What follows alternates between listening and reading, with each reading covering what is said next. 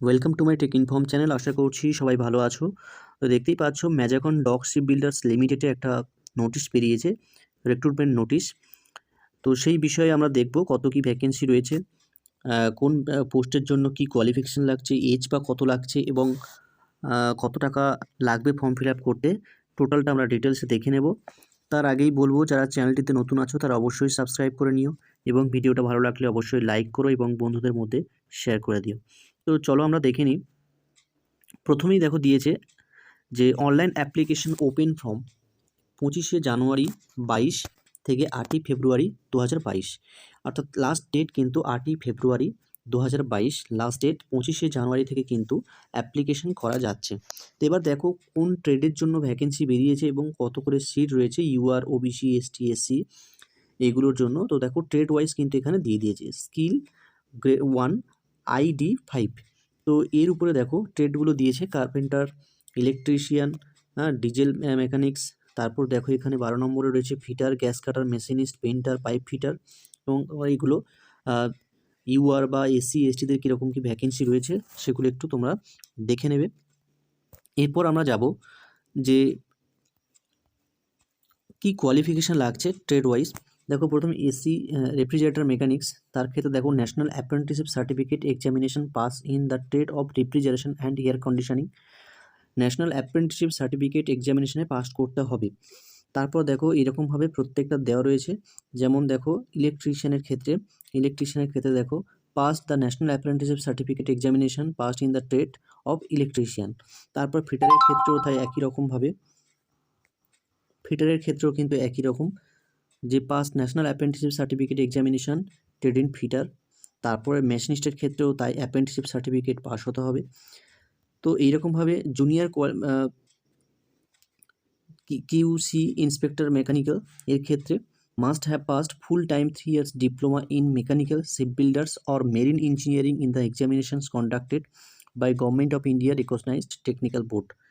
তারপরে একই 21 নম্বর যে পোস্ট আছে জুনিয়র কোয়ালিটি কন্ট্রোল ইন্সপেক্টর, তার ক্ষেত্রেও কিন্তু দেখো এখানে 3 years ডিপ্লোমা চাইছে, full time degree with pass class electrical. তারপরে দেখো এগুলো দিয়েছে ঠিক একই রকমভাবে স্টোর কিপারের ক্ষেত্রে must full time 3 years diploma.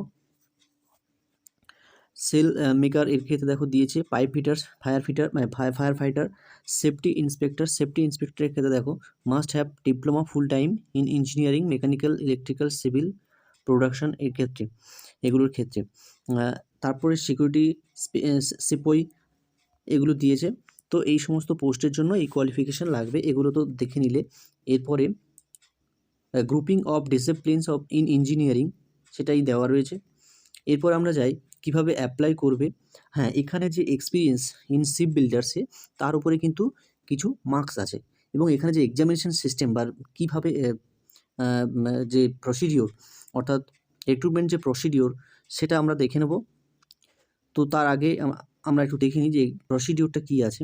আচ্ছা, তার আগে দেখে নিই এজ লিমিট কত দরকার। এজ লিমিট দেখো 38 বছর কিন্তু ম্যাক্সিমাম, মিনিমাম 18 বছর। Age relaxation 3 years for OBC, 5 years for SC ST এগুলো।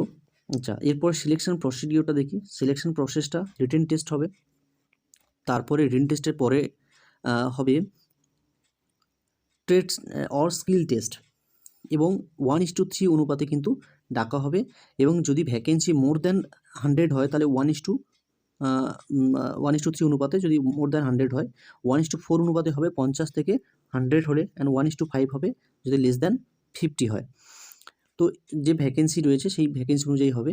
তো এরপরে দেখি রিটেন টেস্টে কী সিলেবাস আছে। দেখো রিটেন টেস্টে 30 marks written test. Experience ship builders ইন্ডাস্ট্রিতে যদি থাকে তাহলে 20 মার্কস পাবে। ট্রেড টেস্ট 50 মার্কসের। তো যাদের এরপর দেখো post for which experience in ship builders industry is not required, সেখানে কিন্তু রিটেন টেস্ট 50 নাম্বারের হবে আর এক্সপিরিয়েন্সের জন্য কোনো নাম্বার নেই।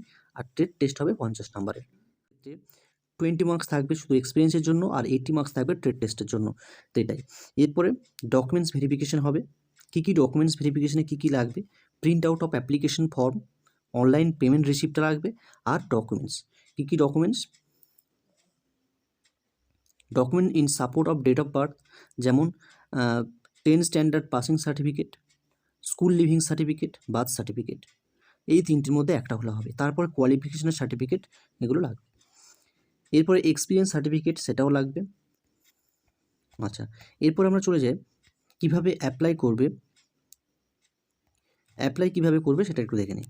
দেখো, এই ওয়েবসাইটে যেতে হবে, https, এরপরে এই majagondoc.in সাইটে যাওয়ার পরে এখানে কেরিয়ার্স যাবে, তারপরে অনলাইন রিক্রুটমেন্টস, তারপর নন এক্সিকিউটিভ সিলেক্ট করতে হবে।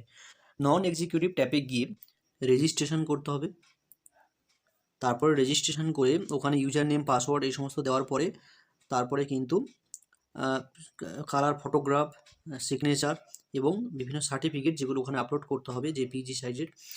এরপরে একটা চার্জ কাটবে, যেটা দেখো জেনারেল, ওবিসি, ডব্লিউএস ক্যান্ডিডেটের ক্ষেত্রে 100 টাকা এবং এসসি, এসটি, পিডব্লিউর ক্ষেত্রে টাকা দিতে হবে না। এরপর দেখো সাকসেসফুলি সাবমিট করতে হবে ফর্মটা।